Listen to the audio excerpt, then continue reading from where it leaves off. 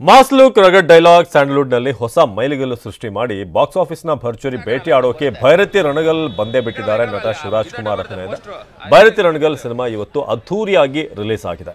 ಬರೋಬ್ಬರಿ 300 ಥಿಯೇಟರ್ಗಳಲ್ಲಿ ರಣಗಲ್ ರಗಡ್ ಆಗಿ ಎಂಟ್ರಿ ಕೊಟ್ಟಿದ್ದಾಗಿದೆ. ಈಗ ಅಭಿಮಾನಿಗಳು ಎಲ್ಲೆಡೆ ಥಿಯೇಟರ್ನ ಸಿಂಗರಿಸಿ ರಣಗಲ್ ಕಟೌಟ್ಗಳನ್ನು ಹಾಕಿ ಅಲ್ಲಿ ಭರ್ಜರಿಯಾಗಿ ಸ್ವಾಗತ ಮಾಡ್ತಿದ್ದಾರೆ.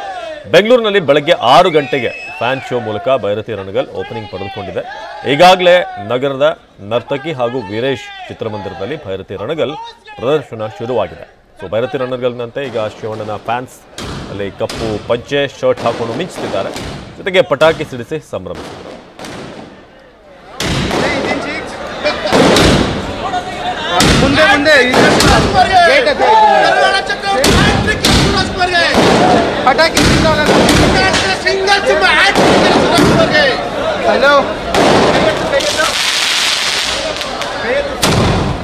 ಇದು ವಿಶೇಷ ಅಂತಂದ್ರೆ ಭೈರತಿ ರಣಗಲ್ ಗೆಟಪ್ನಲ್ಲೇ ಇವತ್ತು ಧನಂಜಯ್ ಬಂದರು. ಆ ಬ್ಲ್ಯಾಕ್ ಶರ್ಟ್ ಪಂಚೆ ಏನಿದೆ ಆ ಒಂದು ಲುಕ್ನಲ್ಲೇ ಬಂದರು.